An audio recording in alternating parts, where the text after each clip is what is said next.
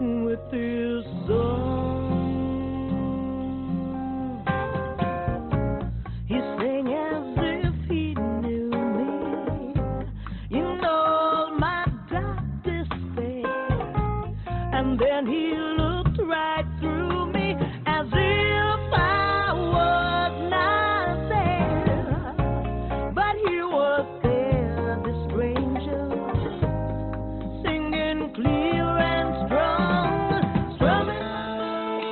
გადაცემა ბიზნესის ადვოკატი ირაკლი თედორაძესთან ერთად რა აწუხებს დღეს ბიზნესს, აუცილებელი საგადასახადო და საკანონმდებლო ცვლილებები, პრაქტიკული რჩევები, საინტერესო სტუმრები. ბიზნესის ადვოკატი FM 95.5-ზე.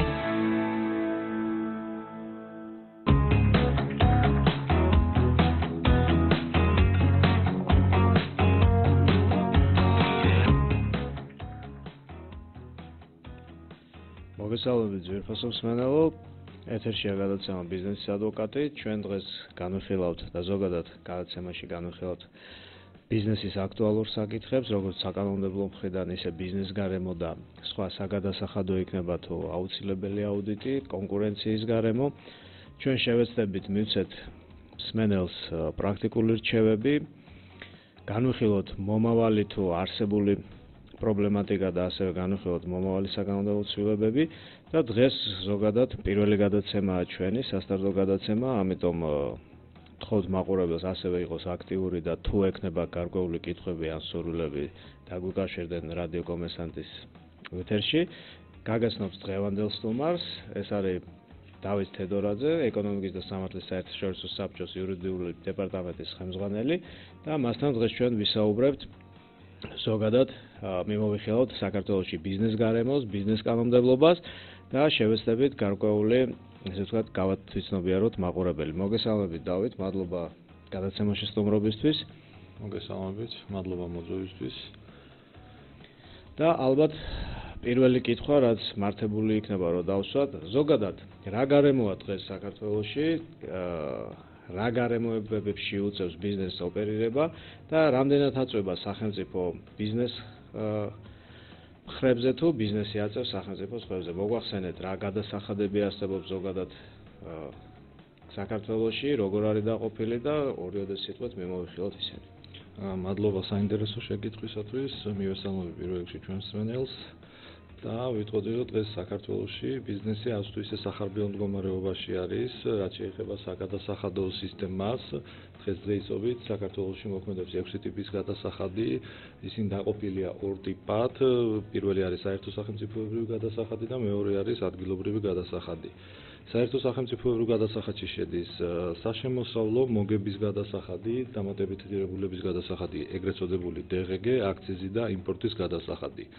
ყველას აქვს თავთავისი პროცენტული განაკვეთები და რაც შეეხება ადგილობრივ გადასახადებს, ეს არის ქონების გადასახადი, რომელსაც ახორციელებს ადგილობრივი თვითმმართველობის წარმომადგენლობითი ორგანო და ის არის დადგენილი მთავრობის მიერ.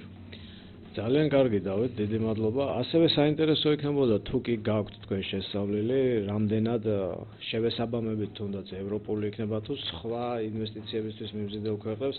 მე ვიცი, რომ დაუშვათ ძალიან ბევრი ქვეყანა აწარმოებს რეიტინგს და ზოგადად არის საერთაშორისო რეიტინგები იმ ქვეყნებისა თუ სად უკეთესია ვაწარმოოთ ბიზნესი. აი მაგალითად ერთ-ერთი მაგალითი არის, რომ სინგაპური უკვე 10 წლეულებია იკავებს წამყვან ადგილებს და რითი შეგიძლიათ რომ ახსნათ მისი ესეთი პოზიცია, განსხვავდება თუ არა სინგაპურში და აქვს თუ არა უფრო ნაკლები თუ უფრო მეტი გადასახადების.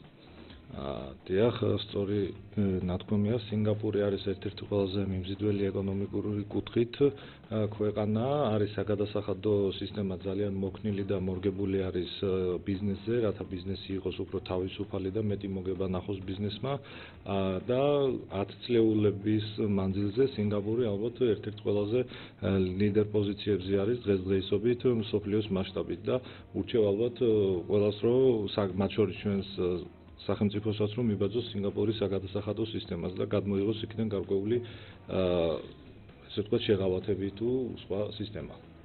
კარგით, მე ჩვენ დავბრუნდებით სარეკლამო ჭრილის შემდეგ, მანამდე კი შევახსენებ ნომერს ჩვენ მსმენელს 2-182-955 რადიო კომერსანტის სტუდიის ნომერი, კითხვების შემთხვევაში მადლობელი ვიქნებით, ასევე კარგი იქნება თუ თქვენი კომენტარებსაც მოვისმენთ გარკვეული თემატიკებთან დაკავშირებით.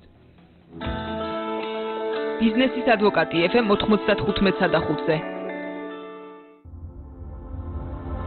თქვენ აკეთეთ საქმე და თქვენი რეკლამა ამდეთ პროფესიონალებს. რეკლამა რადიო კომერსანტზე. რადიო კომერსანტის სარეკლამო სამსახური 2-505-95-5. სათამაშოების მაღაზიათა ყველაზე დიდი ქსელი ბანათოისი უკვე ვაჟა-ფშაველას 13-სა და გამრეკელის ყოფილი კუტუზოვის 2 ნომერში. ბანათოისი სათამაშოების ყველაზე დიდი და განსხვავებული არჩევანია. ვისაც გიყვართ თამაში, იმოდებით ბანაში. 7 ოქტომბერს სეზონის გახსნა რკინის თეატრში მინელი ჭანკვეტაძე და დავით როინიშვილი დავით ანგულაძის სპექტაკლში ჩიტები. ალექსანდრე დათო ქოქრაშვილის პიესის ჩიტების მიხედვით დასაწყისი 20 საათზე ბილეთის ფასი 5-10-15 ლარი. მისამართი ფანჯიკიძის ყოფილი ბუდაპეშტის ნომერი 1. სპექტაკლის ჩიტების ნახვა ასევე შეგეძლებათ 16 და 30 ოქტომბერს. დამატებითი ინფორმაციისთვის დაგვიკავშირდით ნომერზე 592120815 ან ეწვიეთ რკინის თეატრის Facebook გვერდს. თბილისი მარათონი 23 ოქტომბერს თბილისის ცენტრალურ ქუჩებში. დარეგისტრირდი www.tbilisi-marathon.gr. გრანდიოზული აქცია მაღაზიათა ქსელ თერმარითეილში. შეეძინათ ცენტრალური გათბობის სისტემა და მიიღეთ საჩუქრად უფასო მონტაჟი, 300 ლარიანი ვაუჩერი და სხვა გარანტირებული პრიზები. ასევე დააგროვეთ ქულები იუნიკარტზე. გვეწვიეთ ჩვენს ფილიალებში ბელიაშვილის 35 და შინდისელი გმირის 20 ან დარეკეთ ნომერზე 2-47-47-00. ყველაზე დიდი სავაჭრო კომპლექსი საქართველოში. თბილისის ზღვის პლაზა გაიხსნება დეკემბერში. იჯარის თანხა $5.5 ფართები 20 კვადრატული მეტრიდან, რომელშიც შედის ცენტრალური გათბობა და კონდიცირება, დაცვისა და დასუფთავების მომსახურება. თავისუფლების მოედნიდან 9 კილომეტრი. დაგვიკავშირდით 2-580-580. სოფლიოს წამყვანი ბიზნეს გამოცემის Forbes-ის ოქტომბრის ნომერში. ყდაზე საქართველოს ბანკის ახალი დირექტორი კახა კიკნაველიძე, რომელიც ლონდონიდან დაბრუნდა, რათა ლონდონის ბირჟის ქართულ მოთამაშეს უხელმძღვანელოს. რეიტინგები, საქართველოს ყველაზე მაღალანაზღაურებადი ჩინოვნიკები, პოლიტიკური პარტიების დაფინანსება, ყველაზე მაღალანაზღაურებადი ავტორები, ყველაზე ძვირადღირებული სპორტული კლუბები, ყველაზე მაღალანაზღაურებადი დიჯეები, სპეცპროექტი, არჩევნები და ფული, ექსპერტიზა, ჯარიმა საკუთარ კარში, ქვეყნის ერთ-ერთი უმსხვილესი ექსპორტიორის ჯორჯიან მანგანეზის ყოფნა არ ყოფნის საკითხი, სტარტაპები, ნებულა, ახალი ქართული საგანმანათლებლო ტექნოლოგია, რომელიც აბიტურიენტთა მომზადების ბაზარს რევოლუციით ემუქრება, აგრეთვე უამრავი საინტერესო რჩევა დამწყები და შემდგარი ინვესტორებისთვის, რომელ სფეროებში გაკეთებული ინვესტიცია იქნება მოგების წინაპირობა და სად არ ღირს ფულის დაბანდება. იკითხეთ ქართული Forbes-ი, იყავით წარმატებული. თქვენ აკეთეთ საქმე და თქვენი რეკლამა ამდეთ პროფესიონალებს. რეკლამა რადიო კომერსანტზე. რადიო კომერსანტის სარეკლამო სამსახური 2-505-95-5. ბიზნეს სამყაროს პროფესიონალები ჟურნალისტის როლში. საინტერესო თემებით და სტუმრებით მხოლოდ კომერსანტზე. ყოველ ორშაბათს, სამშაბათს, ხუთშაბათს და პარასკევს 16 საათსა და 10 წუთზე. გადაცემა პროფესიონალები კომერსანტზე. FM 95.5. ბიზნესის ადვოკატი FM 95.5-ზე.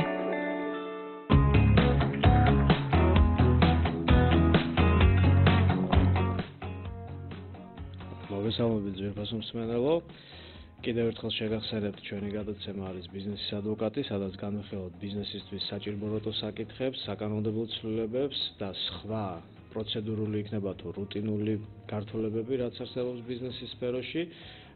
ჩვენ ვეძებთ გზებს თუ როგორ აღმოფხვრათ ისინი და შეიძლება ასევე განვახორციელოთ ზარები, კითხვებით იქნება თუ სხვადასხვა საინტერესო თემატიკებით, იგივე პრობლემებით იქნება, რასაც ჩვენ ვერ მივაგნეთ, მაგრამ ბიზნესში მოქმედმა, ესე ვთქვათ, აქტიურმა ბიზნესმენმა გადაიცა და ამიტომ 2-192-955 ეს არის რადიო კომერსანტის სტუდიის ნომერი, ველით ზარეს, ასევე წარმოგიდგენთ თავიდან ჩვენს სტუმარს დავით თედორაძე, ეკონომიკის და სამართლის საერთაშორისო საბჭო და დავით, გადმოვალ პირდაპირ კითხვებით. ძალიან აქტიურად წინა საარჩევნოდ ბევრი პოლიტიკური პარტია იძლეოდა დაპირებებს, რომ ისინი ხელს შეუწყობდნენ მცირე და საშუალო ბიზნესს. გამომდინარე აქედან ისმის კითხვები, რამდენად საჭირო იყო ესეთი ცვლილებები, თუნდაც DGG-ს ლიმიტების გაზრდა, ხო?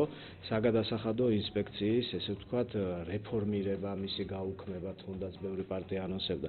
თქვენ როგორ ხედავთ, გაქვთ თუ არა რაიმე კვლევები ჩატარებული და როგორია დღეს სურათი? იცის თუ არა ბიზნესმა დაუშვათ რა მარეგულირებელი ორგანოები მოქმედებს სფეროში, რა არის კონკურენციის სააგენტო. აი ესეთი გასაგებია, რომ პირველი ზედაპირზე მყოფი კითხვებია, მაგრამ საინტერესო იქნებოდა თუ გაქვთ ესეთი ინფორმაცია და მოგვაწოდებთ. მადლობა კითხვისათვის, რა თქმა უნდა, მაქვს ინფორმაცია და შევეცდები ლაგუნურად და გასაგებად გადმოგცეთ ინფორმაცია აღნიშნულ კითხვებთან დაკავშირებით. DGG-ს ლიმიტის გაზრდა ვფიქრობ, რომ არ არის სწორი და მართებული მიდგომა, რადგანაც DGG-ს გაზრდა, რა თქმა უნდა, პირდაპირ კავშირში არის ბიზნესთან და ის ხელს არ შეუწყობს ბიზნესს. თქვენ ვერ გაიგეთ ალბათ კითხვა, DGG 100.000-ის მაგივრად დაიბეგრება უკვე 200.000 ბრუნი, არა პროცენტი იზრდება, არამედ 200.000-ის შემდგომ, ბრუნის შემდგომ დაიწყება DGG-ს გადახდა. გასაგებია, მადლობა. რაც შეეხება შემდეგ კითხვებს, კონკურენციის სააგენტო იქნება ეს აუდიტის სამსახური თუ რა, საზოგადოებამ რა თქმა უნდა იცის მის შესახებ, მაგრამ თუ რა არის მათი რეალური ფუნქცია, მათ არ აქვს ამას შესახებ ინფორმაცია და მე შევეცდები ჩამოთვალო თუ რა ფუნქციები აქვს კონკურენციის სააგენტოს. კონკურენციის კანონმდებლობა არსებობს საქართველოში და მათ აქვთ გარკვეული ფუნქციები. პირველ რიგში მინდა ვთქვა, რომ ისინი იღებენ გადაწყვეტილებების შესრულების მონიტორინგზე, აგრეთვე ისინი ცდილობენ, რომ გააცნონ თავიანთი უფლება-მოვალეობები და ფუნქციები საზოგადოებას. ეს ნაკლებად ხდება დღევანდელ რეალობაში. აგრეთვე კონკურენციის შესახებ საქართველოს კანონმდებლობით განსაზღვრული პოლიტიკის განხორციელება და ამ მიზნით შესაბამისი ნორმატიული აქტების შემუშავება და გამოყენების სრულყოფისთვის წინადადებების მომზადება. აგრეთვე კონკურენციის სააგენტო ცდილობს თავის ფუნქციების ფარგლებში ითანამშრომლოს სხვადასხვა საერთაშორისო ორგანიზაციებთან, რათა გაუმჯობესონ თავიანთი სერვისები. კი ბატონო, დიდი მადლობა. ასევე პრობლემატური იყო ძალიან ხშირად გვესმოდა საზოგადოებაში ესე ვთქვათ, ჩივილები, რომ საქართველოს ბიზნეს გარემო არის მიდრეკილი უფრო მონოპოლიზაციისკენ, ბევრი კომპანია შთანთქავს უფრო პატარა მოთამაშეებს და აი თუნდაც ბოლო საბანკო სექტორში ჩვენ მქონდა ესეთი გაფართოება, TBC ბანკმა შეიძინა პორტფელი პროგრეს ბანკის და პლუს შეიძინა რესპუბლიკა ბანკი. როგორ ფიქრობთ, საქართველოსთვის, სადაც არის ცოტა მომხმარებელი და ასევე კანონმდებლობა გვაძლევს საშუალებას და არ გვიგრძალავს ესეთი ტიპის გაფართოებას. რამდენად წაადგება ეს ეკონომიკას თქვენი აზრით, თუ ბაზარზე დარჩება მხოლოდ რამოდენიმე შეზღუდული ბიზნეს პროვაიდერი და თქვენი აზრი ამასთან დაკავშირებით? ვფიქრობ, რომ კონკურენცია უნდა იყოს უზრუნველყოფილი და ყველა უნდა კონდეს შესაძლებლობა, რომ ბაზარზე იყოს და თავიანთი სერვისები მიაწოდოს საზოგადოებას. რაც შეეხება დასმულ შეკითხვას, მიმაჩნია, რომ ეს არ არის სწორი, რადგანაც თუ ბაზარზე იქნება 2-3 მოთამაშე, რეალურად მათ არ ექნებათ საზოგადოებას უბრალოდ არ ექნება შესაძლებლობა აირჩიონ მათგან რომელიმე თავიანთი სერვისების მიხედვით. შეიძლება მათ მიაღწიონ შეთანხმებას და გაზარდონ პასები და ამით თავისი ბიზნეს გარემო უფრო გააცუდონ ბჭყალებში, რო ვთქვა და საზოგადოება უფრო დაახჩონ ბჭყალებში. გასაგებია. ასევე მინდა მიმოვიხილოთ თქვენთან ერთად ევროპული მაგალითები, როდესაც თუნდაც აი არსებობს ანტიტრასტული კანონმდებლობა, განუმარტავთ მსმენელს, სადაც უფრო მკაცრი არის ბაზარზე კონკურენციის მონიტორინგი, მაგალითად ამერიკის შეერთებული შტატები და ევროპული მოდელი, უფრო სადაც აი ციფრებზე რო გადავიდეთ, დაშვებული არის 40%-იანი ვერტიკალური და ჰორიზონტალური და 15%-იანი ვერტიკალური და 40%-იანი ჰორიზონტალური შეერთებები, ხო? ასევე საინტერესო არის საქართველოში დაუშვათ თქვენ თუ მოგვახსენებთ, იგივე საშემოსავლო გადასახადზე იყო და მოგების გადასახადის რეინვესტირებაზე საუბარი, თუ ბიზნესი ჩაატრიალებს ბრუნს, ანუ განუმარტოთ ხო ბიზნესს, თუ ბიზნესი ჩაატრიალებს მის მოგებას და შექმნის ახალ წარმოებას ან ახალ ბიზნესის ამით, მას აღარ დაბეგრავს შემოსავლების სამსახური, ხო? რამდენად ფიქრობთ, რომ ეს გამართლებულია საქართველოს მოდელზე და ძალიან ბევრი ეკონომისტი ასევე საუბრობდა, რომ არ იყო საჭირო ესეთი რეფორმის, რადგან თუ ბიზნესს სურდა აეშენებია ან წამოეწყო ახალი ბიზნესი იგივე მოგების ფულით, ეს ხარჯადაც შეგვეძლო გაგვეწერაო საუბრობენ. რამდენად მართებულია ესეთი მიდგომა და როგორ თვლით თქვენ, ღირს თუ არა ამ რეფორმის წამოწყება და რა შეიძლება ამან მოიტანოს? მადლობა კითხვისათვის. ვფიქრობ, რომ ეს რეფორმა კარგი იქნება, რადგან ბიზნესს ექნება უფრო მეტი შესაძლებლობა თავისი ბიზნესი უფრო კიდე გააფართოვოს, შექმნას უფრო მეტი სამუშაო ადგილი, რაც თავისთავად საქართველოს პირობებში არის საჭირო და ვფიქრობ, რომ ეს იქნება ძალიან კარგი. რაც შეეხება კიდევ მაგ კითხვას, იქნება უფრო მეტი შესაძლებლობა, რომ ბიზნესმა უფრო მეტი სერვისები შესთავაზოს საზოგადოებას და ეკონომიკაც უფრო წინ წავა. კარგი, დიდი მადლობა. ასევე საინტერესო არის თქვენი მოსაზრება, რადგან იურისტი ბრძანდებით. ზოგადად თუ შეგიძლიათ განგვიმარტოთ, სვენას განვმარტოთ, რა ტიპის დაბეგურები არსებობს თუ არა რაიმე სიტყვაზე ვთქვათ, უფრო ლიბერალური პირობები არსებობს თუ არა განსაკუთრებული რეჟიმები დაბეგვრის, თუნდაც ფიქსირებული მოგების გადასახადები, იმიტომ რომ ძალიან ხშირად სმენია ხოლმე, როდესაც ვემზადებოდით გადაცემისთვის, რომ ძალიან ბევრმა, თუნდაც კოდექსში მითითებულმა სუბიექტმა, მეწარმე სუბიექტმა არც კი იცის, რომ ის არის ფიქსირებული გადასახადის გადახდელი და ის თავის თავს იბეგრავს ჩვეულებრივი შპს ან ინდმეწარმეს სახით, ხო? აი თქვენი მოსაზრება, რომ განუმარტოთ აბა მსმენელს რა ტიპის გადასახადი არის და სიტყვაზე ვთქვათ, როგორი ტიპის ბიზნესი შეიძლება გადავიყვანოთ ფიქსირებულ გადასახადზე.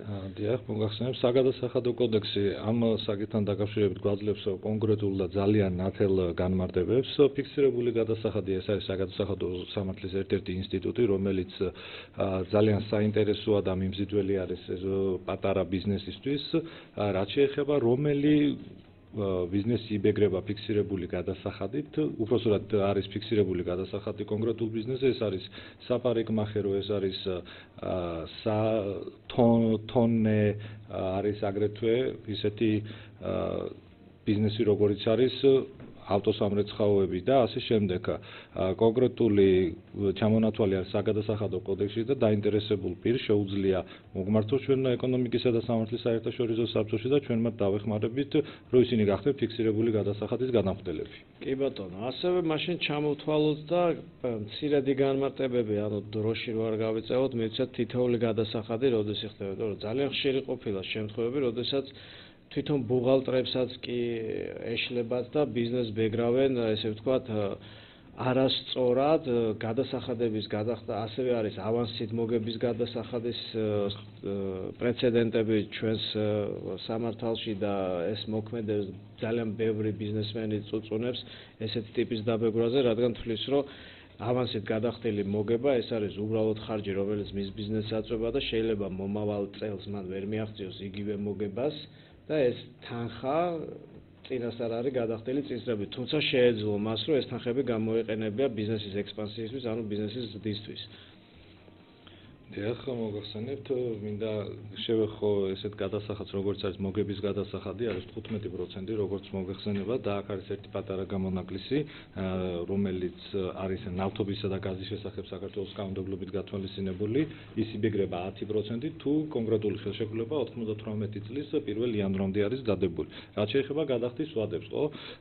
ჩვენ საგადასახადო კოდექსში გვიწერია გადახდის ვადები საანგარიშო წლის მომდევნო წლის 1 აპრილამდე. ეს ნიშნავს, რომ ჩვენ გვაქვს ძალიან დიდი დრო გადახდის ვადისა და არის გარკვეული პროცენტები დაწესებული, რომ თუ საანგარიშო წლის მომდევნო წლის 1 აპრილამდე საწარმოს ლიკვიდაციის გადაწყვეტილების მიღებიდან 15 წლის განმავლობაში გადავიხდით, არის გარკვეული პროცენტები. არაუგვიანეს 15 მაისისა 25%, არაუგვიანეს 15 ივლისისა 25%, 15 სექტემბრისა 25% და არაუგვიანეს 15 დეკემბრისა 25%. ანუ რო ავიღოთ, ეს არის კვარტლურად დაყოფილი და ყოველ კვარტალში ვიხდით ჩვენ 25%-ს. გასაგებია. რაც შეეხება DGG-ს გადასახადს დაუბრუნდები ისე, იმიტომ რომ მტკივნეული თემაა ქართული ბიზნესისთვის. ძალიან ბევრმა პარტიამ კიდევ ერთხელ განმეორდები, რომ დაანონსა ბრუნის ზრდა 200.000-მდე. მაგრამ მოდით სიმართლე ვთქვათ და ვაღიაროთ, რომ ალბათ საქართველოში და ზოგადად არ აქვს მნიშვნელობა ქვეყანას ბიზნესისთვის 200.000-იანი ბრუნი წლიური, ეს არის ის მიზერული თანხა, რომელიც ესე ვთქვათ ბიზნესი რომელიც თავის თავს პატივს ცემს აუცილებლად უნდა კონდეს. ხო არ იქნებოდა უფრო უპრიანი რომ შემოსულიყო DGG-ს გადახდის დიფერენცირებული მეთოდები, მაგალითად დაგვეყოდა ერთხელ და სამუდამოდ შეგვემუშავებიან მცირე და საშუალო ბიზნესის ცნება კანონმდებლობით, როგორც ეს ამერიკაში არის და იქ არის ასოციაციები, ანუ მცირე და საშუალო ბიზნეს ასოციაციები, რომლებიც სექტორულად აქვთ დაყოფილი ბრუნები და მილიონები, ყველაზე პატარა არის 7 მილიონი, რომელიც მცირე ბიზნესად მოისაზღვრება და არის წარმოებები, ფერმერები, რომლებიც 15 მილიონამდე თუ აქვთ წლიური ბრუნი, ის არის საშუალო ბიზნესი. ჯერ შემოგვეღო ესეთი მცირე და საშუალო ბიზნესების ცნება, შემდგომ შემოგვეღო მსხვილი ბიზნესის ცნება და მათთვის შემოგვეღო გარკვეული ტიპის განსხვავებული გადასახადები. Როგორ ფიქრობთ, გამოიწვევდა თუ არა ეს ეკონომიკის ზრდას თქვენი აზრით და იქნებოდა თუ არა კარგი ბიზნესმენებისთვის, იმიტომ რომ ჩვენ ხედავთ, რომ დამწყების შუქოს 100,000 ლარი ან 200,000 ლარი წრე ეს არის ერთი კარგი გარიგება, ერთი კონტეინერი პროდუქცია თუნდაც ელიავას რიგითი მოვაჭრესთვის და ასეთი დაბეგრვა რამდენად მართებული არის მით უმეტეს, როდესაც გამოცხადებული გვაქვს ეკონომიკის სწრაფი, ესე ვთქვათ, განვითარების კურსი და ჩვენ გვინდა გვაქვს ასევე სოციალური პრობლემები და ეკონომიკური სურათი საქართველოში ალბათ ძალიან მუქფერებში შეგვიძლია მხოლოდ ხატოთ. მადლობა კითხვისთვის. მიმაჩნია, რომ ჯერ უნდა შემოვიღოთ დამატებით ღირებულების დიფერენციაცია მოგების და მიხედვით, თუ ადამიანს გააჩნია სიტყვაზე 100,000 ლარი, ის უნდა იბეგრებოდეს უფრო დაბალი პროცენტი და ადამიანს შეპესეს, რომელსაც გააჩნია მილიონი წლიური ბრუნი, ის უნდა იბეგრებოდეს უფრო მაღალი პროცენტით. ეს იქნებოდა კარგი, ექნებოდა ყველა ადამიანს შესაძლებლობა, რომ გაეკეთებია თავისი მცირე და პატარა ბიზნესი და რა თქმა უნდა, ეკონომიკა იქნებოდა წინწასული და არ იქნებოდა ამდენი გაჭირვებული ადამიანი დღეს. დიდი მადლობა კითხვისთვის. ჩვენ ასევე ძალიან საინტერესო არის საშემოსავლო გადასახადი, როდესაც კომპანიები, ანუ გასაგებია, რომ ეს ყველგან ესეა, 20% საშემოსავლო, როდესაც ხელფასიდან ბიზნესი ვალდებულია მის თანამშრომელს გადაუხადოს 20%. რამდენად რეალური თანხა არის ეს ხელფასიდან გადახდილი და ხო არ იქნებოდა უკეთესი რომ შეგვემცირებია. მით უმეტეს ჩვენ ვსაუბრობთ რომ DGG-ს შევამცირებთ, ანუ ვისაც არ უნდა გავცნობოდით პარტიებს, დღეს ორი ყავს წარმოდგენილი, ხო? თავარი ნაციონალური მოძრაობა იქნებოდა თუ ქართული ოსება, ყველას დაანონსებული ქონდა ესეთი ტიპის შეღავათები. თქვენის აზრით რამდენად გამართული არის ზოგადად ქვეყნის საგადასახადო კოდექსი და რამდენად მართებული არის ქვეყანაში საფინანსო პოლიციის არსებობა, მით უმეტეს, რომ ძალიან ბევრმა პარტიამ და დღესდღეობით მართლმა გუნდმა დაანონსა გარკვეული რეფორმები ამ გზით. Როგორ ფიქრობთ, დღეს ბიზნესისთვის საგადასახადო პოლიცია ეს უნდა იყოს ინკვიზიციური სტრუქტურა თუ ეს უნდა იყოს გარკვეული რაღაც მაკონსულტირებელი ორგანო და უფრო დამხმარე ბიზნესისთვის და ხელშემწყობი? მადლობა ისევ კითხვისთვის. რაც შეეხება პირველ კითხვას საშემოსავლო გადასახადს, ვფიქრობ და მიმაჩნია, რომ საშემოსავლო გადასახადის 20% არის ძალიან დიდი.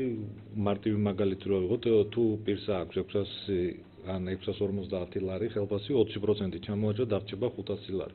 500 ლარი დღესდღეობით თბილისის პირობებში ის ვაკონკრეტებ თბილისის პირობებში არ არის საკმარისი, რადგანაც ძალიან ძვირი არის დღეს ცხოვრება. რაც შეეხება შემდეგ კითხვებს, საგადასახადო თვითონ ინსტიტუტი აუცილებლად უნდა იყოს ის დამხმარე და არ უნდა იყოს მტუქსავი ორგანო, ან არ უნდა იყოს ესე ვთქვათ ბჭყალებში გამოვიყენებ სიტყვას ცერბერივით, რომ რაც შეიძლება მეტი გადასახადი დაუწესოს ბიზნესს და რაც შეიძლება ყელში წაუჭიროს და დაახრჩოს მაქსიმალურად. პირიქით უნდა იყოს ლიბერალური და დამხმარე უნდა იყოს ბიზნესისთვის.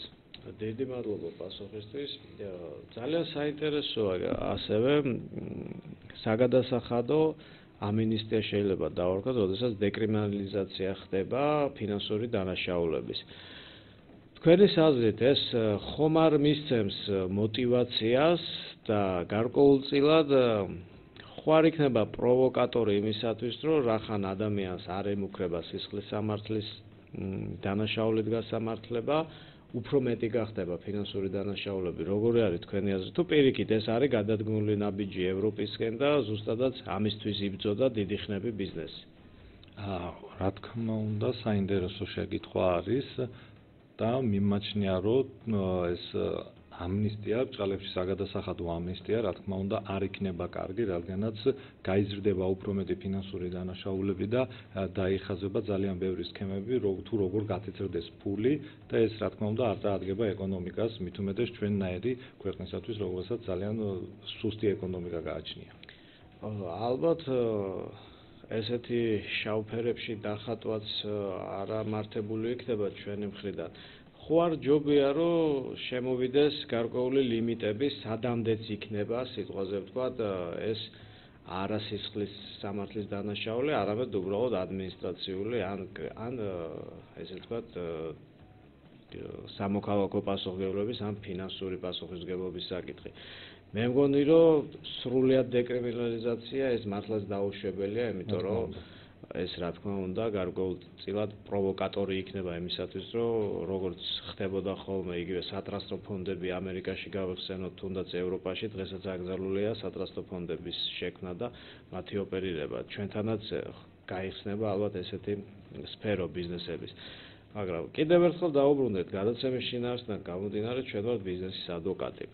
გადაცემა, რომელიც მოწოდებულია, რომ დაეხმაროს ბიზნესს და იყოს ბიზნესსა და სახელმწიფო ორგანოებს შორის, ესე ვთქვათ, ხიდის, რომელიც ეკონომიკის განვითარებისთვის, ფინანსური ზრდისთვის და ბიზნესის ლიბერალიზაციისთვის შეეცდება და გააკეთებს ძალიან ბევრს, ხო? თქვენის აზრით, რა უნდა მოხდეს დღეს და რა არის პირველი ნაბიჯები, რაც ბიზნესს ესაჭიროება? რა უნდა გააკეთოს სახელმწიფომ საკანონმდებლო თვალსაზრისით თუნდაც საკანონმდებლო კუთხით, რომ ბიზნესმა თავი იგრძნოს თავისუფლად ალბათ და ესე ვთქვათ პროგრესის რეჟიმში გადავიდეს და არა თვითშენარჩუნების ან თვითგადარჩენის რეჟიმში. დიახ, შევეცდები ჩამოვაყალიბო, რა უნდა გაკეთდეს საკანონმდებლო დონეზე, რა თქმა უნდა, საგადასახადო სისტემას უნდა გადაეხედოს და ასევე ყველანაირ გადასახადს, უნდა გამარტივდეს ყველანაირი საგადასახადო სისტემა, პირდაპირ და არაპირდაპირი გადასახადების ოპტიმალური შეთანხმება უნდა მოხდეს, აგრეთვე საშემოსავლო გადასახადი უნდა საშემოსავლო გადასახადის გადახდისას უნდა იქნეს გათვალისწინებული აუცილებლად ინფლაცია, რომ ძალიან დღესდღეობით საშემოსავლო გადასახადი დღეს და გავიღოთ თუნდაც 1-7-8 წლის წინ სხვადასხვა არის და იყო რავს გულისხმობ ამაში თუ პირს აქვს 600 ლარი ხელფასი დღეს მდგომარეობით ბრჭყალებში რო ვთქვათ არანაირი ფული არ არის დღეს 600 ლარი ხოლო რამოდენიმე წლების წინ 600 ლარი ფული იყო და ხალხი უფრო სტაბილურად ცხოვრობდა.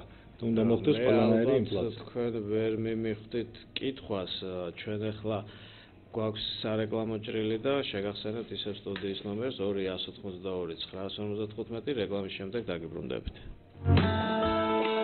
ბიზნესის ადვოკატი FM 95.5-ზე. თქვენ აკეთეთ საქმე და თქვენი რეკლამა ამდეთ პროფესიონალებს. რეკლამა რადიო კომერსანტზე. რადიო კომერსანტის სარეკლამო სამსახური 2-505-95-5. ავეჯის კომპანია ოპარჩი საშემოდგომო აქციები დაიწყო. 10%-იანი ფასდაკლება ნებისმიერი ტიპის ავეჯსა და ოთახშორის კარზე. წერეთლის 117, ტელეფონი 2-53-94-43. ოპარტი, მათთვის, ვინც აფასებს მოდას და ხარისხს. გრიფონი, სტამბა, გამომცემლობა, ყველანაირი პოლიგრაფიული მომსახურება. მისამართი წერეთლის 72, ტელეფონი 2-355-360. ჩვენ არ ვართ შუამავლები. იცით თუ არა რომ გაზეთ Financials საქართველოში ბიზნეს ლიდერების 80% კითხულობს. კითხველთა 60% ინგლისურს სრულყოფილად ფლობს. 80% დასაქმებულია. აქედან ნახევარზემეც მენეჯერის პოზიცია უჭირავს და გაზეთს ბიზნესისთვის საჭირო ინფორმაციის მისაღებად ეცნობა. დაუკავშირდით საქართველოს ყველაზე მდიდარ აუდიტორიას. რეკლამა Financials-ში 252-265. თქვენ აკეთეთ საქმე და თქვენი რეკლამა ამდეთ პროფესიონალებს. რეკლამა რადიო კომერსანტზე. რადიო კომერსანტის სარეკლამო სამსახური 2-505-95-5. ყოველ სამუშაო დღეს 10 საათსა და 10 წუთზე და 17 საათსა და 10 წუთზე რადიო კომერსანტი და სადაზღვეო კომპანია არდი წარმოგიდგენთ რუბრიკას შენი ექიმი. ბიზნესის ადვოკატი FM 95.5-ზე.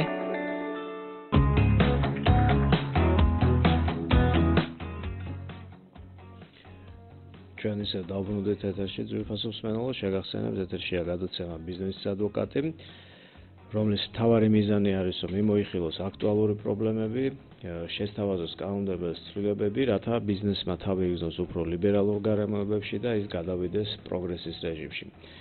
ჩვენთვის დღეს პირველი გადაცემა, ამიტომ ჩვენ ცოტ-ცოტა შევეხებით ყველა იმ საჭირო საკითხს, რომელიც ბიზნესში ტრიალებს, ხოლო შემდეგ გადაცემებში უკვე ჩვენ ავიღებთ თითოეულ თემას და შევეცდებით ამ თემის ირგვლივ მივაწოდოთ მსმენელს ამომწურავი და ესე ვთქვათ სასარგებლო ინფორმაცია, რომელიც მას გაუადვილებს ბიზნესის წარმოებას საქართველოში.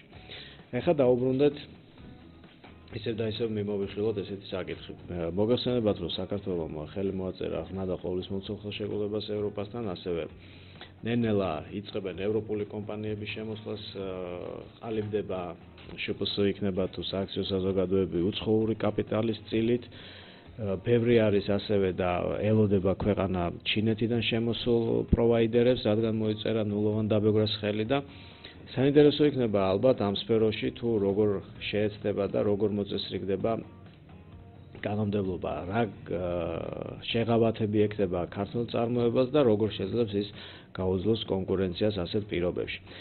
ეხლა ამ სფეროდან გამომდინარე, რადგან საქართველო უფრო მეტად არის იმპორტიორი და მას შემოაქვს პროდუქცია და ძალიან ბევრი ბიზნეს პროვაიდერი უცხოეთში ნაყიდ პროდუქციას უკეთებს რეალიზებას, მეგულისხმობ მცირე და საშუალო ბიზნესში, ალბათ საინტერესო იქნება დავით თუ მოგვახსენებთ მცირედით რა გადასახადებია ზოგადად იმპორტის სფეროში და რა გარემოა, რა სურათი არის დღეს აი იმ ბიზნეს პროვაიდერის ირგვლივ, რომელიც ახორციელებს იმპორტს უცხო ქვეყნიდან.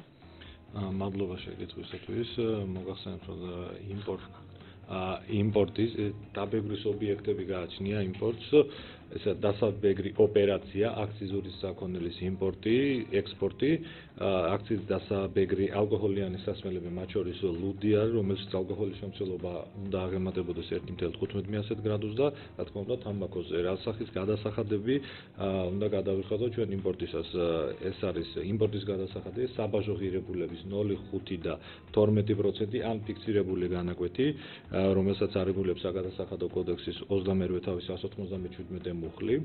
აგრეთვე უნდა გადავიხადოთ დამატებითი ღირებულების გადასახადი 18% და უნდა გადავიხადოთ აქციზი. აქციზი არის მისი განაკვეთი არის დიფერენცირებული 192 მუხლის შესაბამისად, რომელსაც საქართველოს საგადასახადო კოდექსი არეგულირებს. ძალიან დიდი მადლობა. საინტერესოა ასევე დეგეგის გადახდის სტრუქტურა საქართველოში. ჩვენ ვიცით, რომ დეგეგი არის იმ დამატებითი ღირებულების გადასახადი, რაც დაემატა თვითღირებულებას, ხო? ძალიან ბევრი ბიზნესმენი და ძალიან ბევრი ბუღალტერი, რომელიც მოგმართავს ხოლმე კითხვებით, ვერ არის გარკვეული თუ რომელი თანხიდან უნდა გადაიხადოს ეს 18%. ანუ რა თანხის 18% არის გადასახდელი, ხო? მოდით აი მარტივი მათემატიკისთვის და მარტივად ასახმელი რო იყოს, ავიღოთ ესეთი რამ. თუ ჩვენი საქონლის ღირებულება არის 10 ლარი თვითღირებულება და მას ჩვენ ვყიდით 15 ლარად. ისმის ლოგიკური კითხვა, თუ გადასახადს ქვია დეგეგ, ანუ დამატებითი ღირებულების გადასახადი. საიდან უნდა გადავიხადოთ ჩვენ ის 18%? 15 ლარიდან თუ 15 მინუს 10 თვითღირებულებიდან მხოლოდ 5 ლარიდან იხდება. თუ გაგვიმარტავთ ამ დიახ, ძალიან მარტივი არის დეგეგის გაანგარიშება და მას მითი გამოთვლა. დეგეგ როგორც სიტყვა ამბობს, დამატებითი ღირებულების გადასახადი.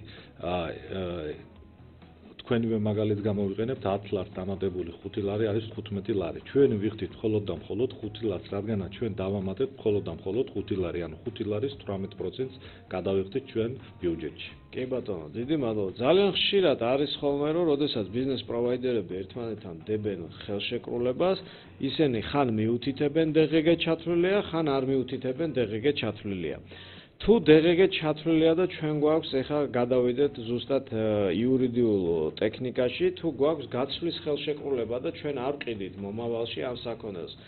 ალბათ ძალიან ბევრ ბიზნესმენს უჩნდება კითხვა, თუ როგორ უნდა დაიბრუნოს უკან ის უკვე გადახდილი DGG. Აი სიტყვაზე ჩვენ მივაწოდეთ ფქვილი და უკან ავიღეთ გარკვეული პურის სიტყვაზე, რომელიც დასაწყობება გვინდა და არ გვინდა გაყიდვა. ფქვილი ადამიანმა, ანუ ჩვენმა კონტრაგენტმა რეალიზება მოახდინა და ჩვენ ჩაგვითვალა DGG, მაგრამ ჩვენ დავასაწყობეთ.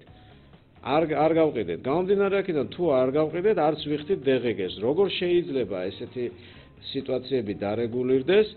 თქვენის აზრით, მართებული არის თუ არა, რომ მხოლოდ გაყიდული პროდუქციიდან იღება DGG? მე მიმაჩნია, რომ მხოლოდ გაყიდული პროდუქციიდან უნდა იყოს DGG და არა ის დასაწყობებული პროდუქციიდან, რომელსაც ჩვენ არ გამოვიყენებთ. ხას უსმავ, მხოლოდ გაყიდული პროდუქციიდან უნდა ითვლებოდეს DGG.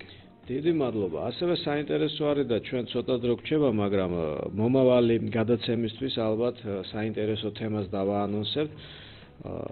ერთობლივი საწარმოები, როდესაც უცხოური ინვესტიციით და ქართული ინვესტიციით ყალიბდება ახალი საწარმო და ყოველთვის უჩნდებათ კითხვა ხოლმე ბიზნესმენებს, რომ რომელ ქვეყანაში უნდა დაიბეგროს ეს ბიზნესი.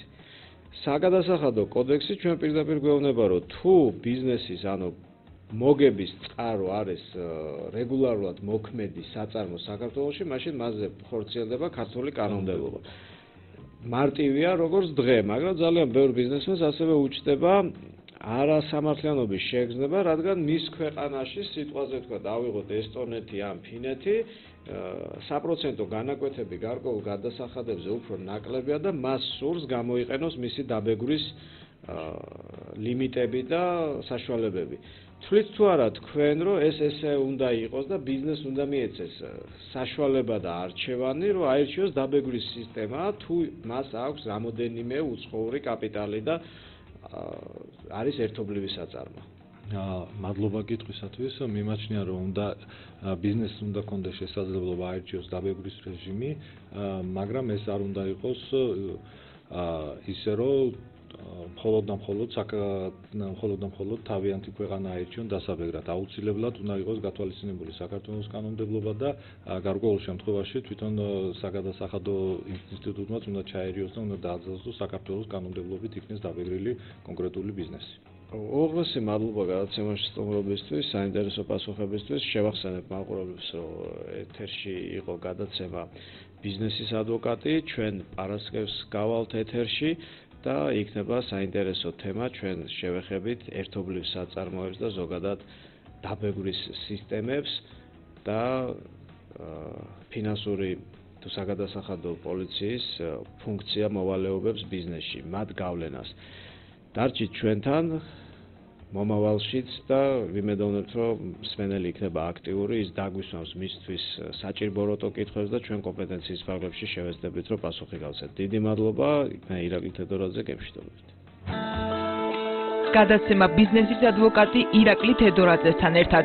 რა აწუხებს დღეს ბიზნესს, აუცილებელი საგადასახადო და საკანონმდებლო ცვლილებები, პრაქტიკული რჩევები, საინტერესო სტუმრები. ბიზნესის ადვოკატი FM 95.5-ზე.